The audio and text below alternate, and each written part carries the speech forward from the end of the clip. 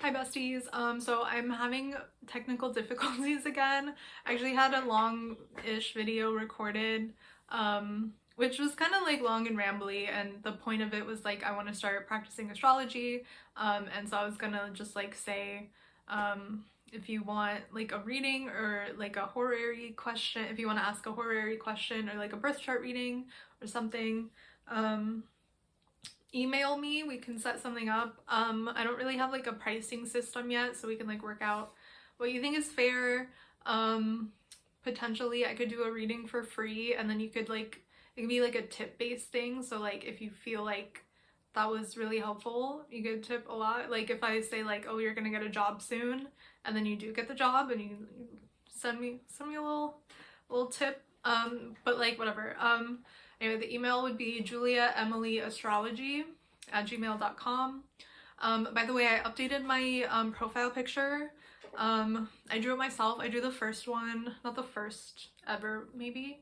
Whatever.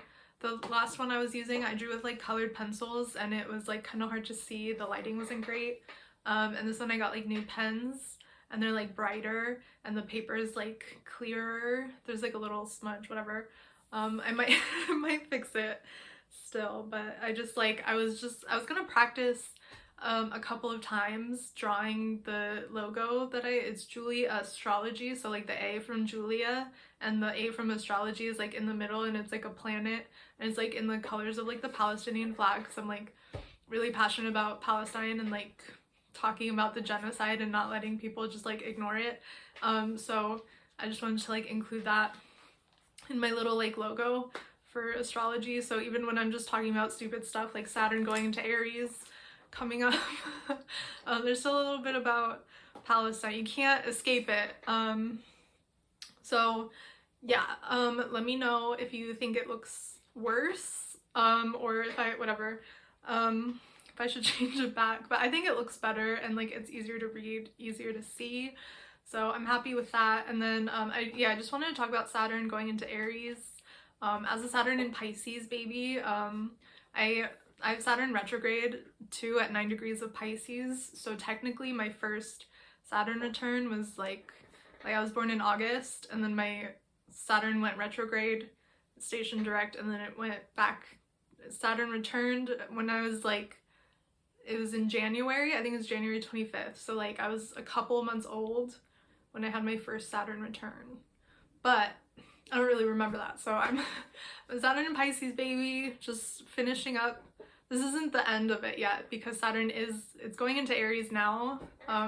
It's still in Pisces as I'm filming, but like probably by the time YouTube finishes like uploading this, by the time you get around to watching it, like Saturn's probably in Aries at the time you're watching this. So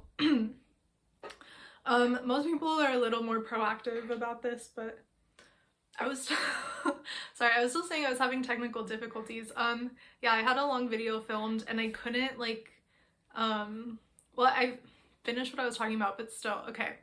I can't send, like, I can film videos and then I can't airdrop them to my laptop to like edit them. So this isn't going to be edited. I just want to let you know that ahead of time, because I am planning on reading. This is called Saturn.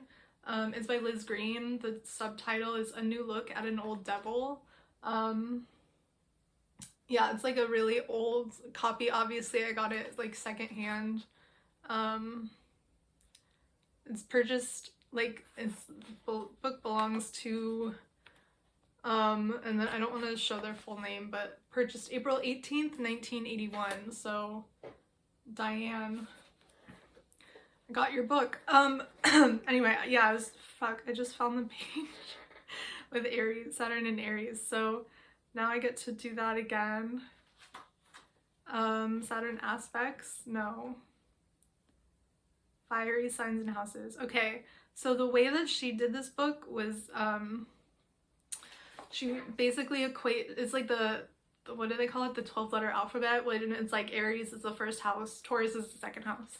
So this is called Saturn in Aries and the first house, but I don't really follow that. I remember when I was first learning astrology, I was watching an astrology podcast episode with Austin Coppock, and he said if you follow that system, you will make calculable mistakes. So I just tend to try to like avoid it. So I'm gonna skip the like Saturn in the first house part, because like unless you're an Aries rising, you're not gonna have Saturn going through your first house. And I just like don't think that it's worth reading the whole thing, because it's really long. So I'm gonna skip a little bit and start with the Saturn in Aries part. And I will preface this once again by saying I can't edit it, and I'm sorry for what's gonna happen, and that my chair is squeaking. I'm sorry for everything. Okay. Let me have a sip of wine first. It's Friday night. Venus day. Venus rules like singing and the throat, and like Taurus that's all correlated, and then like women. So I like to wear my Carly Rae Jepsen sweater and like use my Carly Rae Jepsen mug on Venus day. Anyway. I did not read this ahead of time either to make sure I could like get through it, so please just bear with me. Saturn is considered to be in his fall in Aries, and from this one might deduce that this is a difficult position for him and one which is not easily carried. Possibly the most difficult side of it is the tendency to be cut off from both the flow of outer life and the flow of inner life, so that the individual is stranded in a very small and very arid area of his psyche, difficult to reach and unable to touch the mainspring of purpose and meaning, which would enable him to face the outer world with courage. But I am inclined to believe that planets in their fall, and Saturn in particular, can offer to the persistent and perceptive person a much greater key to the meaning of the planet, and therefore to the development in life of the function which it symbolizes. This is because a planet in its fall must generally struggle, and it is this struggle which, if carefully tended, yields insight and eventual expansion of the field of consciousness. This is particularly true of Saturn, who, when placed in the sign of his fall, is often stripped of the courage and confidence, the natural gift of the Aryan, A-R-I-E-N, not A-R-Y-A-N, okay, which is required to tackle the problems of living head on. Yet, head on, applied directly to the forehead, sorry, living head on. Yet the thing he is required to tackle, which he is required to tackle the living head on. Yet the thing he wants the most, is the joy of being free. I just like went up to I hold the book like sideways and then my eye, sorry, then you can't see my face. Yet the thing he wants the most is the joy of being free, of being first. That's funny. Of exploring unknown regions and meeting unknown challenges and reveling in the innate realization that his existence is guarantee enough of his purpose. It is the person of Saturn in Aries, or in the first house, who with effort has, not the first house, ignore that part. It is the person of Saturn in Aries who with effort has the greatest possibility of achieving this kind of freedom. Sure, if you want to put Saturn in the first house too, I guess. Saturn may overcompensate with this placement as much as with any other. Consequently, there are usually two distinct kinds of reactions to the struggle between the desire to challenge and to experience life to the fullest, and the fear of being hurt, dominated, and crushed by the forces of a hostile environment. The man who perpetually effaces himself to avoid a struggle, and who backs away from those situations which might call for strength, aggressiveness, or direct confrontation, expresses one kind of unconscious Saturnarian reaction.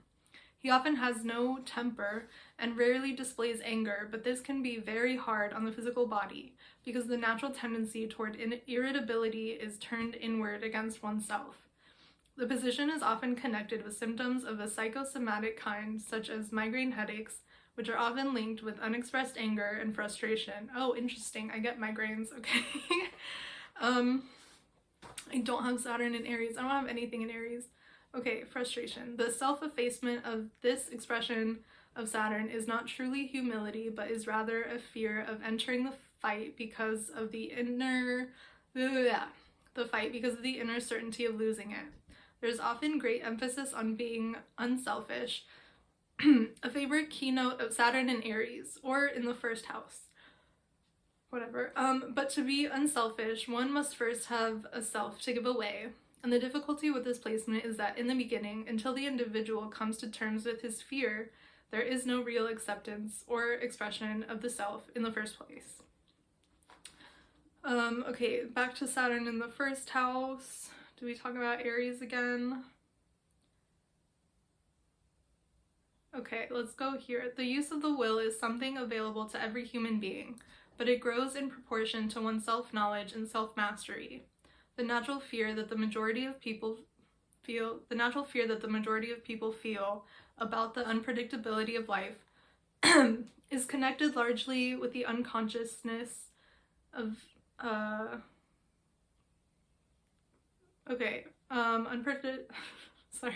The natural fear that the majority of people feel about the unpredictability of life is connected largely with the unconsciousness of the majority of people about the resources. Didn't I just say majority of the people? That's why I'm confused. Okay, I'm right. And richness of the human psyche. Most men feel inadequate when confronted with their own powerlessness.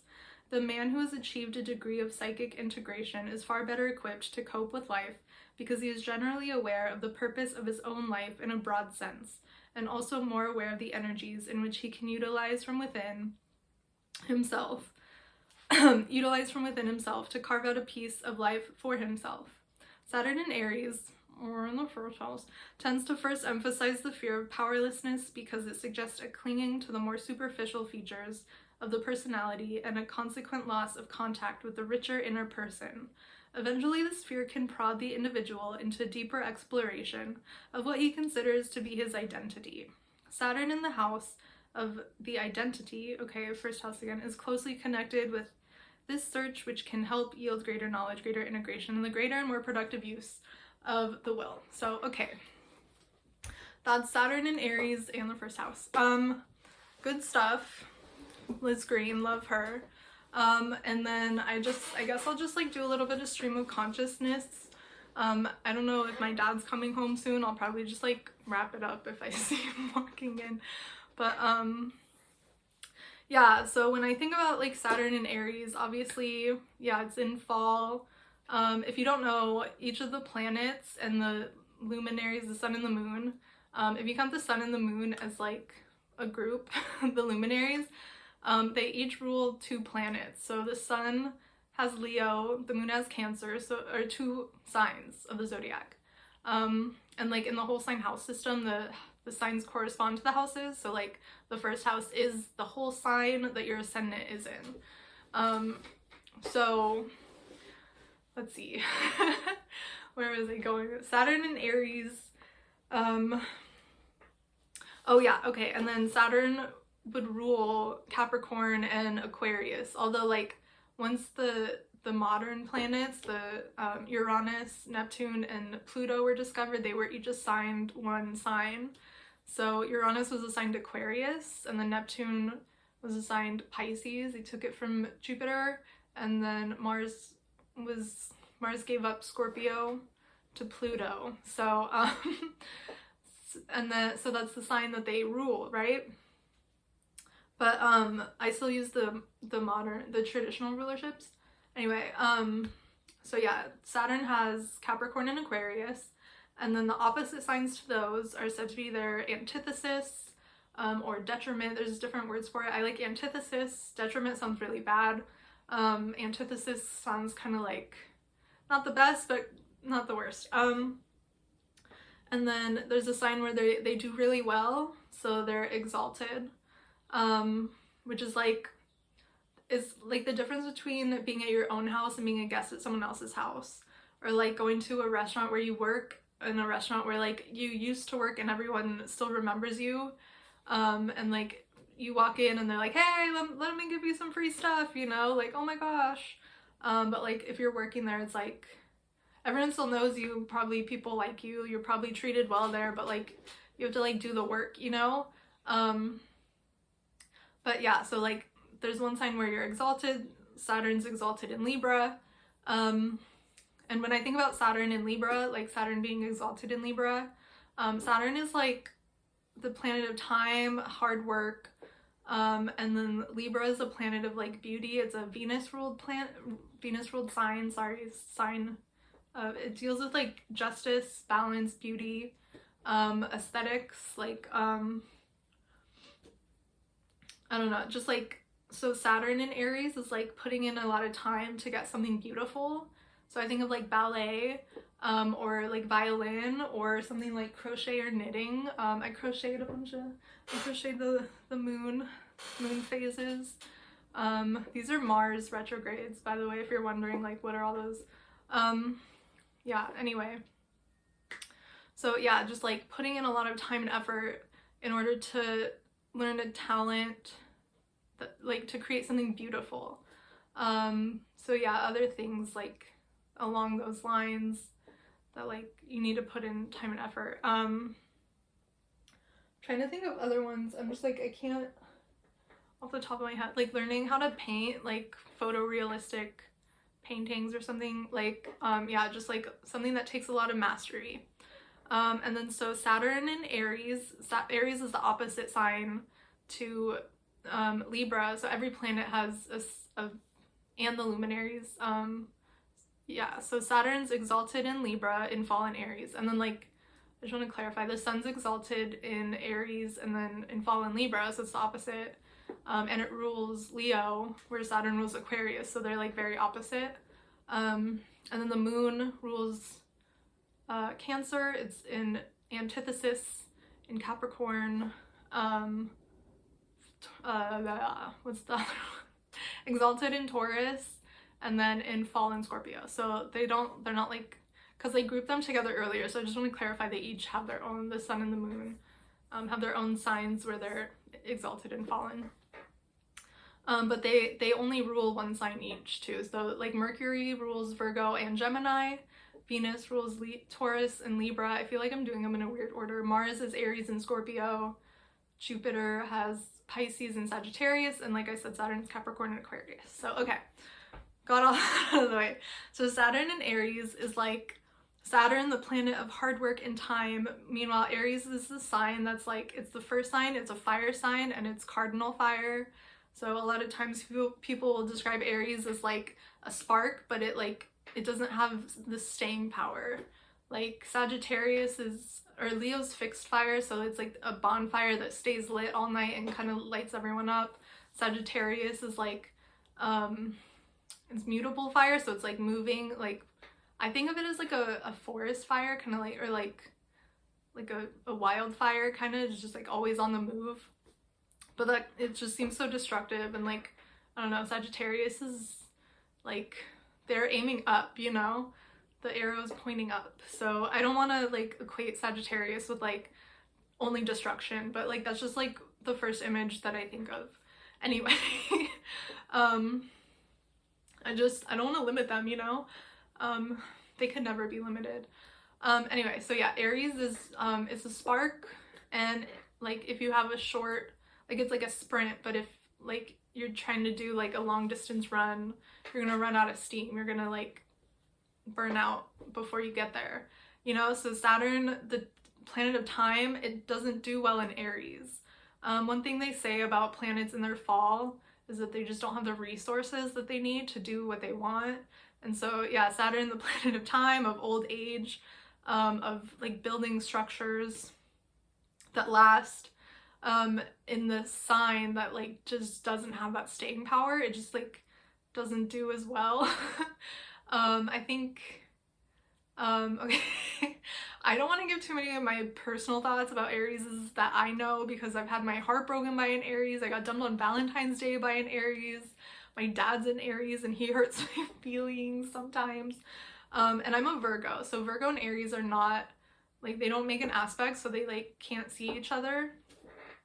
So yeah, Aries is a fire sign, Virgo's an earth sign, so like there's a lot of about Aries that I don't understand.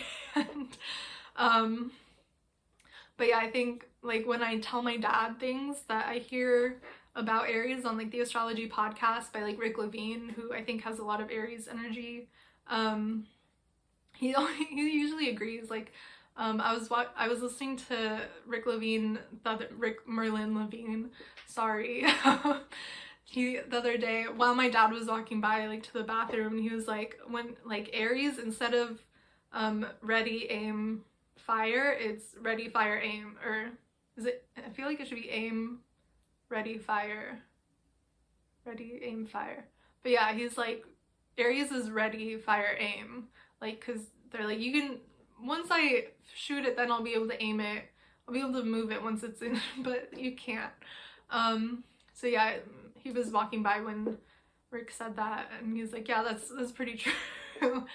And yeah, I told him like Aries likes to be first is one of the things that people say a lot about Aries, and yeah, he makes jokes about that a lot. So and that's like, if you think about like Aries wanting to be first and like Saturn being the planet of like slowness, it, like I think of the tortoise and the hare, like the tortoise, you know the story, the tortoise is going slow and steady wins the race, and the hare just like zooms off, but like they zoom off and then they're like so cocky about being first or like whatever that they get distracted and like fall asleep or whatever, they run out of steam a little bit.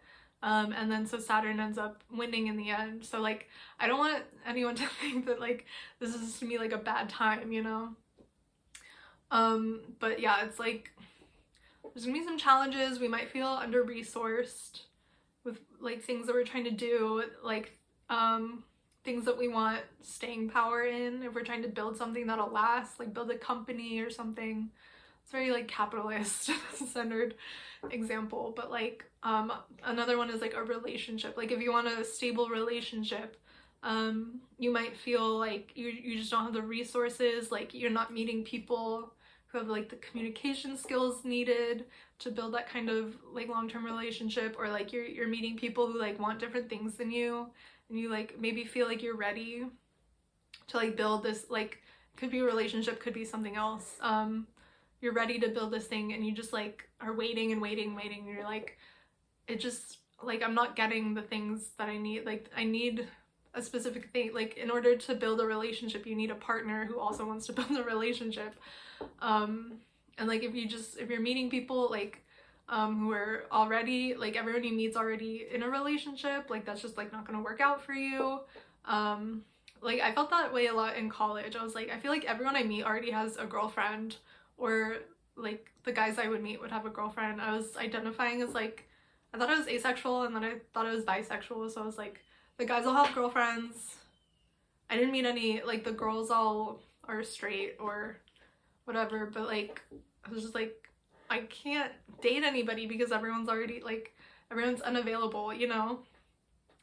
And so yeah, you might whatever, and it, yeah, like I said, it might not be a relationship, it might be something else. Like you might be working on skills, like learning to play violin or something, and then maybe like you don't know that you need to get the rosin for the bow when you're getting it, and then like the stupid person they would tell you probably at the music store if you're buying a violin that you need rosin, but like maybe the person helping out is like not used to, like maybe they're just like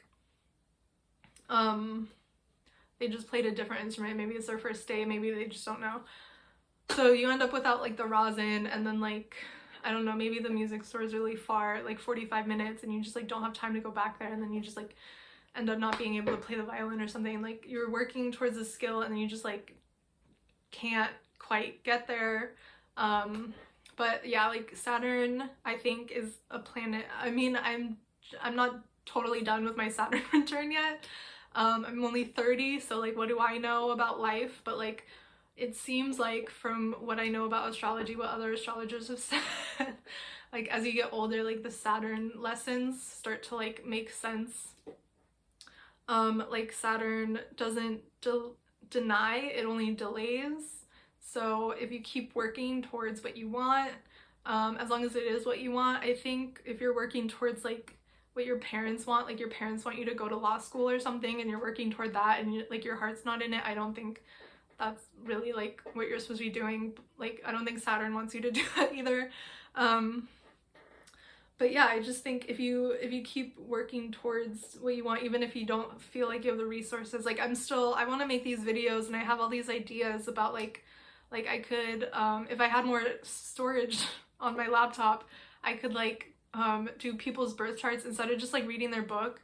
Like I want to do James A. Castor's birth chart, right? And I have his book, but he also has stand-up comedy specials. There's also like interviews that I could pull from. I could download those, put them in the video, but I just like don't have the like capacity on my computer right now to do that. And so I feel really stuck. I just like can't move forward on a lot of the projects that I have in mind, but I'm still sitting here. Like actually, I was using my other channel.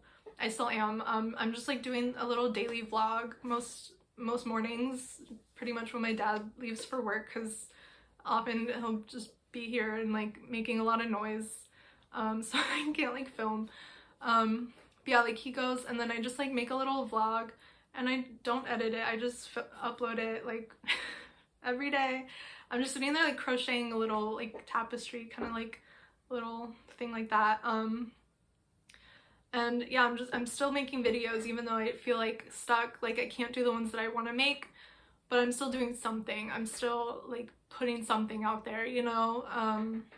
So I feel like something's gonna work out. Like my dad and I were talking about getting a computer and he texted me a picture of like one potential one that we could get. He's like, okay, we'll keep this in mind. And I'm like, I feel like once Saturn goes into my like third house, which will be like tomorrow, from my perspective, yeah, Saturn goes into Aries May 24th, I believe, or 25th, depending on the time zone.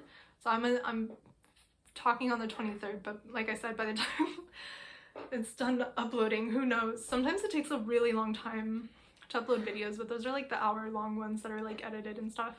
Back when I could edit videos.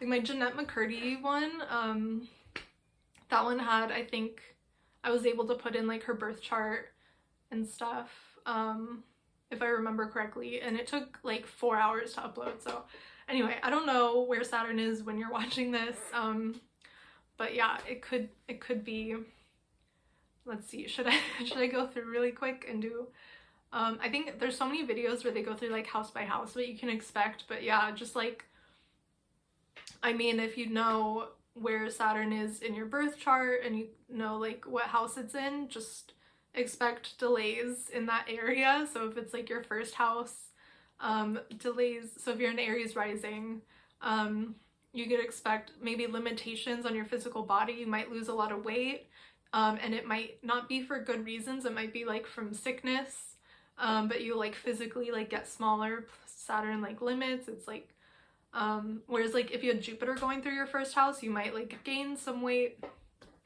because Jupiter expands everything it touches. And then let's see, so if you have Aries in your second house, which would make you a Pisces rising, which I just had Saturn going through. Yeah, okay, I feel like I said everything right. I just had Saturn going through my second house as an Aquarius rising. I just like have not had money. I've been living with my dad. I don't have a job. I don't have any money. I did fall for like a little scam too, so I lost even more money that I didn't have. And it's just been like, I mean, I worked hard growing up, going to school. I went to college. I tried to get a job right away. I couldn't get one, but I still like got a job at 2 restaurants. I was working really hard. I was paying my own way. I had all my money. And then like I was pretty good with money. Like a lot of my coworkers would tell me, like people who made more than me would be like, you still have so much more money than I do somehow. Anyway, yeah, so yeah, just from experience, you might have a hard time getting money, but it's like, it's still fine. Like I'm living with my dad and he's like cooking all the time. Like I don't need to go do anything that needs money, but like it's just different than what I've experienced before, like just trying so hard to get money to like live on my own, you know? Okay, and then so if you have Aries in your third house, would make you an Aquarius rising like me. The third house deals with things like communication and like short distance travel, lower education. So like I think some people might like start the process of like trying to become a teacher, which would be like Saturn is like a teacher planet, and then the third house deals with like if you want to become like a kindergarten, elementary school teacher. or maybe like start the job. Or you might be restricted in some way for like, you might have car troubles. Like someone might steal your car and you just like don't have it at all, or like something might break in it and you like just can't use it. And you have like a harder time getting around your neighborhood, but then you start like biking or skateboarding or taking the bus or roller skating or something like to get around some other way, or like running, I don't know, walking, there's all kinds of things you can do. Aries in the 4th house would make you Capricorn rising. 4th house is like home. Like you might find buried treasure. Buried treasure is often in the 4th house. And Saturn, if you like look for it, if you spend a lot of time and work really hard, I bet you could find some buried treasure with Saturn going through your 4th house. But probably more likely, you might like, there's a lot of talk about like estrangement, people being estranged from their parents. You might decide that you can't talk to one or both of your parents anymore for some reason. Let's see what else. You might have to do a lot of like renovations or like work on a home. You might start building a home. You might get like a real fixer-upper and like have to put a lot of work in. Let's see, Saturn in the 5th house. I just said Capricorn, so that would make you Sag rising, I think. Saturn in the 5th house. The 5th house is like children and creativity. So you might have like a big project that's gonna take a long time and a lot of work that you start. Maybe it takes the whole time, like 2 years or so. And so you just start and just work really hard on that project. Like a big painting or something creative, big crochet project. You might have kids. A lot of people have kids when Saturn goes through their 5th house, because Saturn's also about responsibility. So in the 5th house is like creation. What's a kid is like something that you create with your body. So yeah, it's like those kinds of things. And then let's see, 6th house would be would that be Scorpio rising?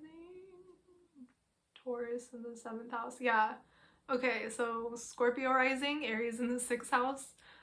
You might get laid off from your job because Saturn like limits, cuts off. Actually, Mars more severs, but the 6th house is like work. So you might be limited from work. You might start working from home, so you're like more isolated in your work, something like that. Or 6th house is also pets. You might get like adopt a pet and like take on that responsibility. A sadder flip side of that might be like you lose a pet. And then 7th house would be Libra rising. You might like lose a relationship that you've had, or you might start building a long-term relationship. Like if you're in a relationship already, you might start taking steps to like maybe there's a proposal, maybe like talking about next steps, talking about like making a commitment. Let's see, Aries 8th house. What did I just say? Libra. So Virgo rising, Aries 8th house. Saturn going through the 8th house. 8th house can deal with death sometimes. I saw someone with Saturn in the 8th house. Uranus went over the Saturn, and like somebody they knew died very suddenly. It was someone older, but somebody they looked up to, and they just died very suddenly and unexpectedly. So yeah, 8th house can be death. So somebody like an older figure in your life might die, like a mentor figure. Or you might like, there might be some inheritance issue. Like if there's an inheritance issue, obviously like it's gonna be related to death too. Someone's gonna die, and then you might be like meant to get an inheritance, but it might be like restricted, like you might not get it for some reason. Saturn going through the 9th house would make you Leo rising. 9th house is like religion, long-term, long-distance travel, higher education. So you might like, you might lose faith. Like if you go to church or something, there might be something that happens that like makes you like lose your religion and makes you like rethink like how like your worldview. And if you're in school, you might like have a hard time, you might be struggling getting good grades, you might be you know, what was I gonna say? Yeah, you might like have to drop out of school because yeah, Saturn like limits. Or you might be studying something on your own. Saturn in the 10th house would make you a Cancer rising. Yeah, okay. And then so Saturn might like, you might start working. Okay, I'm trying to think because 10th house is like public image and it can be career. So you might like, if you have a public image already, like some kind of reputation, you might go through some challenges. Some people might like start talking about you, saying things that maybe aren't true. I don't know where that's coming from. I'm like, don't just ignore them. Yeah, you might just feel like if you're applying to jobs, you might be having a hard time getting a job, stuff like that. And then 11th house would make you Gemini rising. So that would just be like Saturn in the 11th. You might be going through a hard time with like a group of friends, or like not necessarily friends, maybe like a club or like with coworkers or something. You might be having difficulty. Like you might start hanging out with like one person alone or something, like instead of a big group of friends, maybe like you and one person kind of like are excluded from everyone else or choose to go your own way. Start your own new club or something. Then 12th house, Saturn in the 12th house, they both deal with isolation, Saturn and the 12th house. So you might be like isolated from society a lot. You might be in places like hospitals or other institutions. That could include jails. That could be as a volunteer, it could be as like an inmate. I think Lisa Shine describes the 12th house as voluntary or involuntary solitude. So that means if you take like a writer's retreat and you're like alone in the woods for whatever, like how long are writer's retreats? A week? I don't know. That's a 12th house thing. But then if you don't go on the retreat, like if you need time away and you don't take it, and then like things start happening and then you like get institutionalized, that's also a 12th house thing. So like it could be either way, I don't know. But yeah, that's the first time I've ever done anything like that, like predicting for the signs. So I don't know. I don't think it's my thing. There's so many videos out there that like go through those and they have like a lot more information for each sign. It's just a little taste, I guess. See if I like it. But I just didn't want to leave y'all hanging because I haven't made a video in a while, and I was trying to, but like I said, I do want to start like doing more client work. So if you want a birth chart reading, or there's all kinds of other things, like horary questions, you can ask a question, like a yes or no question. I could look at like if your birthday is coming up, you could look at what's called the solar return, when the sun returns to the position it was when you were born. That happens every year. I've never really like looked at anyone else's solar return chart, I don't think. So and yeah, there's things called secondary progressions, zodiacal releasing. There's all kinds of things that I want to like look into, and I just like don't have clients to like learn from. So but yeah, mostly horary is like the one that I was really excited about. I took a horary class with Chris Brennan of the Astrology podcast, and then he co-teaches with Rob Bailey. So yeah, I learned a lot from that, and I want to like practice and like see what I can do with horary astrology, which is just the question of a moment. So like if your partner leaves, you can ask like, will they come back? Or if you met someone, you can ask like, well, like someone you like, you can ask, will you be in a relationship with them? You can ask like, if you're trying to sell your house, you can ask like, will we be able to sell it? You can ask like all kinds of yes or no questions. Like, will I get this job I applied for? I had somebody ask me one time if they were gonna pass their classes, and I think the answer was no, and so I told them no, and then I haven't heard back from them on whether or not that was true. And I think I suggested, like, maybe if you don't think you're gonna pass all of them, maybe just like drop one, and so like maybe it's like tainted. I tainted the experiment. Like maybe they would have passed their classes if they didn't drop it, but like I haven't spoken to them really since. She asked me like one other question unrelated, and I didn't want to be like, hey, so did you like fail your class or what? So yeah, I'd like to like do more questions and like get feedback so I know if I was right. My dad asked me if the Chiefs were gonna win a football game, and I said that they were, and they did. And like he lost something. You can ask about lost objects. Like if you're gonna get them back, you can ask where they are. Even you can ask questions like, should I stay or should I go? Like if you have one option, like if you're at a job and you get another offer at another place, you can be like, should I stay or should I go?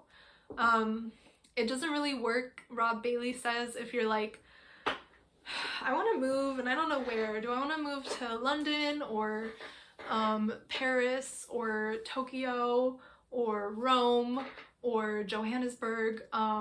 Where do I, and like you have all these ideas. It doesn't work like that. You have one option that's what you're doing now and one option that's new. Like, do I want to stay in Los Angeles or move to New York? That's it. Not like I said.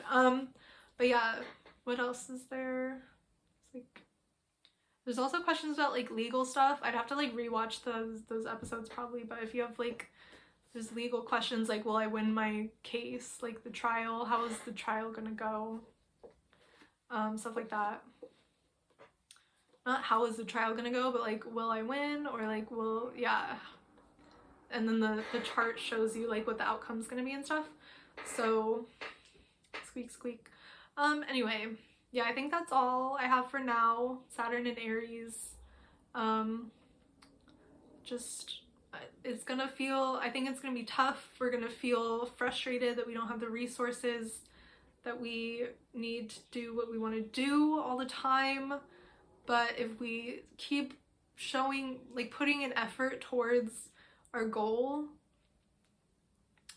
like, I think it's gonna be new effort. Like you've got to like spark your interest every day. So if your like goal is to write a novel, maybe during this Saturn and Aries period, start writing like a short story every day.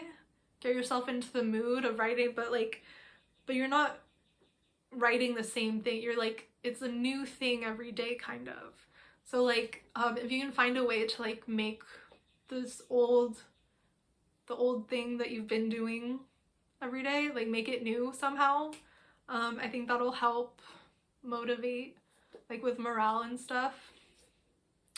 But that's for me. I have Aries is my 3rd house, so like that makes sense for writing. But yeah, if you're like, if you want to be in a relationship and you have Aries as your 7th house and Saturn's going through it, maybe like try dating a couple of different people at first and see like where the sparks go. Maybe they go nowhere. Maybe you just date, it takes you like 2 years, and then like when Saturn leaves the 7th house, then you find someone, but you've been like putting in the effort, learning what you like and what you don't like for 2 years. And so like once you get to where you're going, it's just going to be like all the better because of all the work that you put into it, I guess. Yeah, so that's pretty much it. Thanks for watching. I'll probably start making videos when I get a computer, which who knows when that'll be.